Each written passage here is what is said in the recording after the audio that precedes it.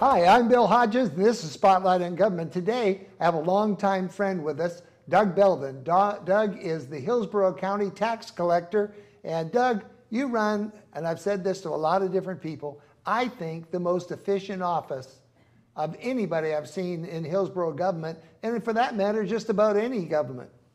Thank you very much, So Bill. you can start off with that. Thank you very much. As you know, I ran in 1998 and made promises to the voter that if I was elected, that I'd modernize the offices, create efficiencies, effectiveness, and number one, friendly customer service. I believe over the years, our organization has fulfilled many of those promises. We have a lot more to accomplish. And I contribute that to, it's all about leadership. It's not me, it's them. And leaders don't, You set the tone, though. Well, you set the tone. You I know, motivate. I like to motivate coaches, folks. Well, it's the guys, you know. But without the good coach, you don't have the good team. I've never seen a great team with a mediocre coach. But there's very simple things you can do. For example, they don't care about your position; it's your disposition. It's the way you treat people. When I was brought up to number one from my father and grandparents, that its most important thing is diversification. Be able to get along with people from all walks of life, and that's a natural thing for me, as well as helping those who are less fortunate.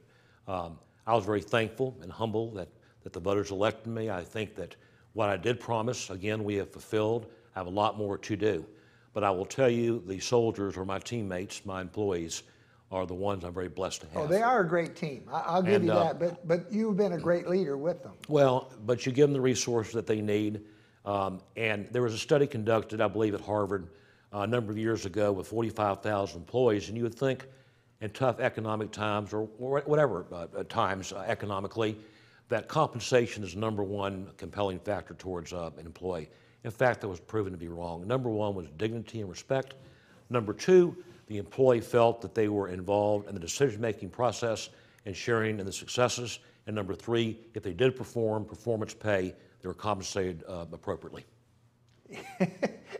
You make it sound so easy. And you know it is. If you just follow those steps, every office could run well. Well, coming from the private sector, when you have to go out and borrow money from a bank and you sign a personal guarantee and you have no one to fall back on, you learn that you got to be fiscally responsible. If you buy a fax machine, you don't spend $2,000. You spend $100 or whatever necessary to make the machine work.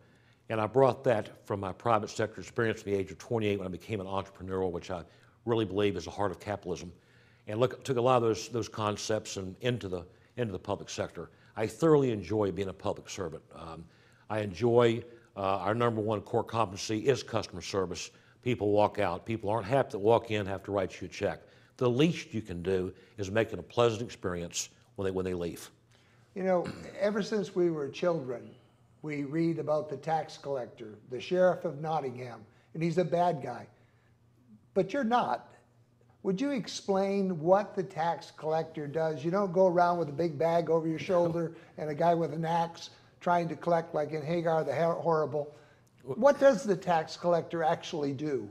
I am a constitutional officer. I operate by statute. Elected official. I'm an elected official, constitutional officer, and I am an agent for various state agencies, Department of Highway Safety Motor Vehicle, the Fish and Wildlife, the Department of Revenue, which involves ad valorem taxes. It is our responsibility to the local citizens to collect property taxes to be distributed to all the various agencies, special taxing districts, that sort of thing. We collect all the hunting and fishing or provide the hunting and fishing licenses to the hunters and people who fish, the vessels for those who have boats, and of course, driver's license and motor vehicle registrations. We also collect business tax, which was formerly called the occupational tax on business. Yeah, I gotta tell you a great story about your own office. Not very long ago, a friend of mine was coming down from the north and bringing his boat out of Lake Erie. Thought he'd go across the Erie Canal, but unfortunately, part of it was out of service. So we had to go all the way up around through Canada and came back down through the Richelieu Canal into Lake Champlain. In order to do that, though, he had to come back through U.S. Customs, realized his boat was out of license and needed it handled quickly. Called me, I called your office, talked with some of the people on the floor. In fact, I went down there to start with. the people there said, I think it can be done, but I don't know how to handle this, because he had an Ohio license, but he'd had an old Michigan or an old Florida license. It was all kind of jim jam. But I'll tell you what, in less than 72 hours, they had it all straightened up and FedExed him all the materials he needed to come back through customs. So I think that's a pretty good record. Well, that's again an example of good customer service, and that's what we try to promote. Our management philosophy has been mine for many years. If it ain't broke, improve it. Every single process, and I believe in private or public sector, can be tweaked or improved to make it better, faster, and cheaper. And we're always looking at ways to improve processes, whether high systematic levels or even low. And back for many years, when I was elected in '98, I thought it was very important to measure, because there's a big, efficiency is the foundation for survival. Effectiveness is a foundation for success. Many people have great intentions or great ideas. Success is measured by bottom line measurable results. Everything we do is measured. Abandonment on the call rate at our call center, the cycle time, the wait time of every type of transaction. Really? Yes, sir. And that is part of what we adopted, the Governor Sterling model. It took us 3 years to win that award. It was very complex, and it involved filling out an application, 50 pages, with 7 different categories: your performance, job skills, and the bottom line is results and performance. And it's based on a point system. We won on our 3rd attempt, and they send down a team of site to develop your site to verify what you put in your application is true. They randomly go around and talk to your employees. And then they come back after about 7 days, a full week. They work all throughout the evening, and you get a final presentation at the end of their meeting, and it goes to a panel of judges. We were selected. Then in 2011, our organization won the Governor's Performance Sustainability Award, which basically tells you that you have sustained which we won in '08, the Governor Sterling business model. What I tried to do, I went in front of the board successfully and got a vote of confidence to try to implement this business model throughout Hillsborough County. We've had a lot of participants, the Environmental Protection Agency, the County Attorney's Office, to try to show that this business model works for government. Another example is we're in tough economic times. You've got to do more with less. We don't have the budget to go out and hire 30 more employees, particularly with the new requirements for obtaining a driver's license. Our budget process is another very important process. It's 1, 2, or 3 levels. Number 1, the directors bring to me a budget proposal for their particular department. If it's priority number 1, means you must have it to operate the resource, a piece of software or a computer. Number 2 is based on a cost-benefit analysis. The payback on that expenditure is 3 years or less. And the third, which I have not approved for the last 4 years based on the economy, you'd like to have it. It was probably efficient, but we can't justify the payback. But that's kind of detail. We line item our budget. Our budget is approved by the Department of Revenue. And we have never had a single item declined because we go into extensive justifications for that expenditure. And I believe that is responsibility from me to the taxpayer. And what does that mean to the person that comes into that service center, sitting there waiting to get called up? Well, as you recall, it used to be stanchions. We identified a Qmatic queuing system in Virginia way back in 1999. And they let us do a test trial called Qmatic. And that way people can come in and sit down, and we just completed an unbelievable joint venture study with the University of South Florida, which I highly recommend that we need to do more of, and that is being a partner of academia, with public government, with the private sector. Successful cities do that. They get together for a common reason to help out the community. And it works, but you got to have leadership to do that. The Department of Industrial Engineering at USF came to look at our operations on time studies at our branches with PhD students to determine, is there a better way for the flow of customers? So they did very analytical testing. They went to the branch, and they made 3 suggestions to us that can improve something that we feel proud of. We try to get people out in 14 minutes or less. beyond driver's license, it requires a longer amount of time to take a Right. photo ID and so forth. Well, it's the way they come in and flow. Maybe in the case of driver's license, we have a separate window. So when you come in, instead of being you called only to find out that you don't have all the requirements, you go to the window and they'll say, Bill, I'm sorry, you don't have your second proof of residency, which is a requirement. Make yourself another appointment. Rather than you waiting 30 minutes or 20 minutes or 15 minutes for that to hear that and then be rejected. Adjustments of lunch Yeah, 'cause hours. that really Yeah. I have had that happen to me in the past where Yes. I've come in and I've sat and then get up there, well, you need this form. Yeah. How You know, we that try to, form? we don't have a lot of money, and I don't spend taxpayers' money on a lot of advertising. We don't have those kind of funds. We join with the community, TICO, for example, the Hillsborough County Water Department, to put inserts. Gather, Go Get, which is a program of what you need to come in to obtain a federal real ID driver's license, which, by the way, is Yeah, the most let's spend challenging. a little time on that because there's a couple of women in my neighborhood that had to go back and forth because they didn't have everything. It's mostly women that seem to have the biggest problem. Well, there's a because reason. of name changes along the way. That is correct. Divorces. That is correct. They have to go back and prove their maiden name. So what does someone coming in, male or female, have to do to prove who they are? What all do they have to have? Well, there's a list. First of all, you have to show a proof of identity, original birth certificate, or a passport. Then you have to show two proofs of residency, for example, a utility bill or a tax bill, Social Security card. And the problem... I have no idea where my Social Security card Well, is. and the problem is, what about the person who lived in Romania for 20 years and is now a U.S. citizen? How difficult do you think it would be for them to go back to Romania to get an original birth certificate? Could possibly take for years. Or for that matter, senior citizens, I really have a concern for. And the whole problem is, I believe obviously in protecting the country against another terrorist attack. And as you know, terrorists illegally got their license in Pinellas County, one of the leaders. It is controlled and required by Homeland Security. They're not real flexible. They're very protective. The Department of Highway Safety has developed a relationship with them, and I want to absolutely get involved as well to see if we can give some exemptions. For example, why does a senior citizen who's lived in the same house in Tampa, Florida for 40 years with an unblemished record have to come in and show two proofs of residency? That to me is not necessary. And we're looking at voter registrations. If you're a registered voter, you're a resident of Hillsborough County. Why can't that be used as a source of getting your driver's license? And if I have a U.S. passport, yeah.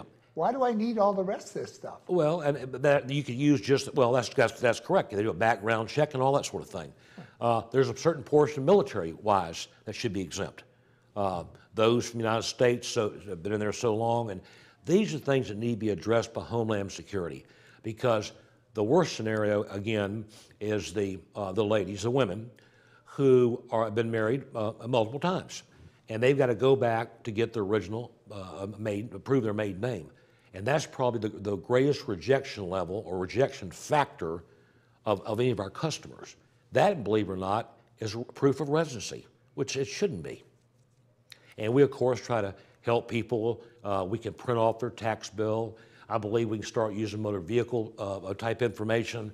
But that's the biggest challenge we have now because, again, we do not want customers waiting for any length of time in our office. Now, if somebody has a license already and they got it before, now they're coming back in and it's Phyllis Hodges, my wife, who has been married before. Does she need, if she wants to renew her license, does she have to have all this information too? Yes. In other words, now there are certain dates, I don't recall the exact the dates, but by and large, right now the state has got about 15 million drivers. Approximately a third in the state have gone through this process. By 2017, unless you have a compliant federal real ID driver's license, you will not be able to enter a federal building or board a commercial airline. You can't go into a federal building without one of these? By 2017. Why don't they just come up with a national identity card? Well, there's a lot of things that have been discussed. And I of course, can't even go and see my congressman because I can't get in the building. well, and the other, former Governor Chris is the one that started this in 2000, I believe, 2008 is when we took it on, Florida did. Now, in addition to that, we are taking on all driver's licenses from the state by 2015. That's a huge burden, and that translates for Hillsborough County an additional 300,000 transactions. Who's paying for all this? Is Well, the state giving you more money? Is not at all. The feds for all this extra? We're not getting money from the state or anybody. In fact, I've got a big problem with that from a fiscal standpoint, is that we did a cost analysis probably 8 years ago. I actually was under a former Governor Bush. And we had an allocation task force comprised of tax collectors, of which I was one. The Senate and the Speaker of the House appointed someone, the department had their staff. We all agreed what a driver's license cost. Back then it was about $13. Now obviously it's more, it's 3-tiered security. The third level, no one's even privy to but law enforcement. Therefore, it probably cost, the cost of doing all this is probably $15 by now. We only get $6.25, which is a surcharge that we have to ask our customers for in addition to the $48, which doubled in 2009, doubled to get the same service in the Hillsborough County Tax Collector's Office that is like a state office. And apparently all that money goes to general revenue. And of course, when all those fees doubled, which I thought was horrible, particularly for people in hard economic times, it's like taking a ledger sheet. Yeah, they didn't raise and you've got a hole in there, right? And they can't fill out, so just go ahead at the back of the motorist, plug it in to balance the budget for general revenue. That is fundamentally and fiscally irresponsible, in my opinion. I have asked many of the legislators who come on the show, you keep saying you haven't raised my taxes, but my fees have gone out of sight and my services have gone down, and so therefore I'm paying more. It's just using the term fee instead of tax. Yeah, and the problem is I could see incremental increases over 10 years, maybe $1, $2, not 100% increase, 115% increase in some of these fees. And see, we are fee-based. The department historically was appropriation-based. They now operate out of trust funds. Well, if the state comes to the highway and say, look, we want you to cut your budget by $100 million, most of that goes to the general revenue, which why I don't know, but it does. Some went to the DOT last year. Actually, they asked for a $125 million cut in addition, but they didn't receive of the doubling of the fees. That all went to general revenue, which is the wrong way to conduct business. If it's for motor vehicle activity, it should go in the trust funds under the Department of Highway Safety. Activity, yeah. And we, in turn, if we do the driver's license work, should be entitled to $15, which is the cost. We're not interested in making one dime. We're only interested in covering our cost. I do not think it is right for local government through ad valorem tax to subsidize a state function. Or a federal function. Or a federal function, for that matter. It appears that, to me, there's a lot of extra effort going in because the federal requirements laying on you for a driver's license. And you couple that with declining real estate ad valorem prices, then you have collectors that are economically strained because of this. And you take the culmination, and again, I'm very of the senior citizen, or people on fixed incomes, tough economic times, who they get a double whammy for their fees, from 24 to 48 for driver's license. Secondly, they have to go in compliance, which is very difficult getting all these documents. When do you stop? And most recently, the legislature passed, they're trying to address fraud among handicap placards, which we issue. Well, they're saying a lot of these doctors were falsified, that something was wrong with them. People would see people that could walk naturally fine. Now they want the handicap to physically appear in our offices, which is not fair, in my opinion, to someone who's legitimately handicapped. However, the form still has on there that the doctor can sign physically incapable of coming to the office. What makes you think that the same physicians who have committed fraud or falsifying information won't check that box? So what have they really accomplished? Well, yeah. Other than putting legitimately handicapped folks through a very difficult process of coming up, in the case of downtown Tampa, 14 floors, parking their vehicle, and says, yes, I am handicapped. Well, not only that, there's a lot of handicaps that just don't show. I mean, That is you correct. don't have to limp to be handicapped. That is You correct. can be taking 4 medications to keep your lungs going, and walking from here to there can be a problem. But if there's only a, And let's I say, don't want to discuss that with somebody in the tax collector's office. yeah, that's correct. That's not fair. Well, we're not doctors, and we Yeah. follow the rules. It's all statutory. If the doctor says it's right, go talk to the doctor, not me. That is correct. But the inconvenience, then if you have longer waiting lines because of DL, driver's license requirements, then all of a sudden you have the handicapped folks coming up, and all of a sudden your lobbies are jammed. That to me is very ineffective. Totally. And again, these things are passed very quickly, and a lot of times without the input from the tax collector. But here's the difference. You know, the lawmakers or the agencies, they don't confront the public like we do. Thousands of customers a day, face to face. So they're going to ask us why the fees doubled, even though it wasn't it was the legislators that did that, not us. We have to explain to them, calm them down, you know. Be tempted to give them a list of the bill's sponsors. Well, that's good, and actually we've done that if you want to go on our site. But you know, I believe in partnerships within government. We have a great partnership with Sheriff G. We have a great partnership with the Clerk of the Circuit Court, Pat Frank, and you work together. Great people. Good people. Mark Ober, the state attorney, Mark's very good a friend of mine. sweetheart. I like Mark. We have a great attorney general now, Pam Bondi. You work together as government agencies to save money, to reduce redundancy. For example, IS equipment is very expensive. You buy in volume, so you get a lower price. You can spread out over the taxpayers' cost.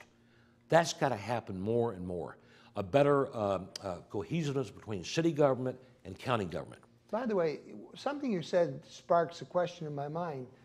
What if I don't drive and I want to go into a federal building?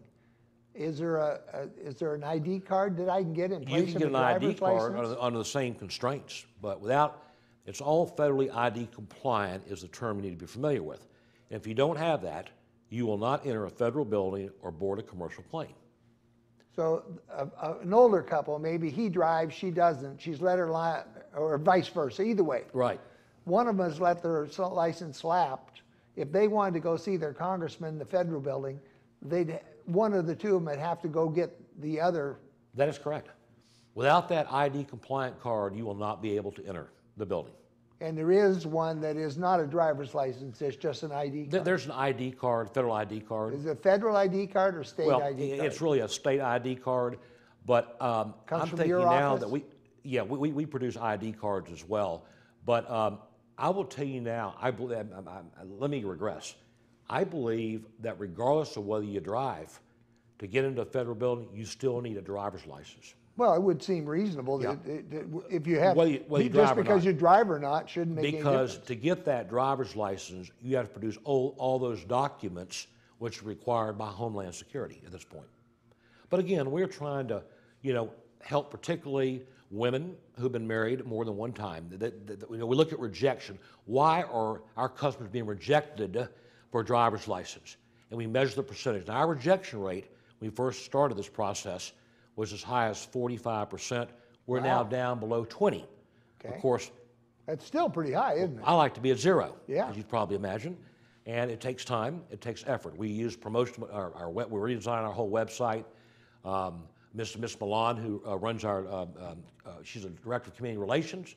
We push out and we partnership that doesn't cost us money by doing inserts that goes to hundreds of thousands of residents, like a power bill or a water bill. And again, more and more of that, in my opinion, needs to be going on in government. More and more teaming up with academia like we did with South Florida. One of the best things we've ever done as an organization. It seems to me from everything you're saying is that we are moving towards a national identity card, just one state at a time. I think you could look at it like that. I know my libertarian friends are just scared to death about this having to have an ID card, but And I got to tell you another thing that people may be concerned with is how this relate to identity theft. Providing that much information. oh my, yeah. If you think about that. I didn't give that any thought, but Well, that's true. just think about it. Social Security numbers, a place where you live, your passport number, more and more and more, there could be a higher likelihood of potential identity theft. And somebody hacking a file and getting it all in one place. Yeah, I believe we One-stop have shopping. We have very honest customer service representatives. They go through a very background check and all, but you never know. In any They're human organization, beings. everybody's a human being, and people make mistakes or poor decisions. It only takes one or two of those, and then you have a problem. Well, look at the VA. Their system got hacked and all that information went out. So there's a lot of other concerns besides just the issuance of this driver's license. But again, our ultimate goal from this point is, again, That was going to be my question. What is in 1 minute time, what is your goal? there is an award, and it's not the trophy that matters to me. I want to be known, whether you call it my legacy or when it's my time to retire, to be the most exemplary, efficient government organization in this country. And the one way to do that is to win the National Malcolm Baldrige Award, which is an award I'll be competing across the country. Very, very difficult, more so than Sterling. Only 15% get a site visit. If you win that award, that is presented to you by the Department of Commerce and the President of the United States, which demonstrates that you're at your highest level of performance. And that is not mine, that is our ultimate goal at the Tax Collector's Office in Hillsborough County. But, you know, I like the idea that you just said. It's not the trophy. No. It's not the prize. No. But it's what the prize signifies, that in fact you're healthy. That is correct. And things are going well and the department's being run efficiently for the taxpayers. That's really the end all for it. And again, it's not just talk or intentions, it's bottom line results. And if you don't have those results, you don't win. Doug, we're running out of time again. Every time you come on the program, we run out of time before I run out of questions. Will you come back and see me again? Anytime. Very much enjoy your program. I tell you what, it's great to have you on the program. It's great to have you in that office, and I look forward to seeing you in the years to come. Ladies and gentlemen, I'm Bill Hodges. We've had with us today Doug Belden, Hillsborough County Tax Collector, not Sheriff of Nottingham. He's a great guy. You're unique, you're special, you're great. Tell yourself so often because you are, you know, and we'll see you on the next Spotlight on Government. Again, Doug, thanks so much for being with us. I appreciate your being here. And ladies and gentlemen, I appreciate you being with us, because if you weren't watching, there wouldn't be any reason to do the show. See you on the next Spotlight on Government.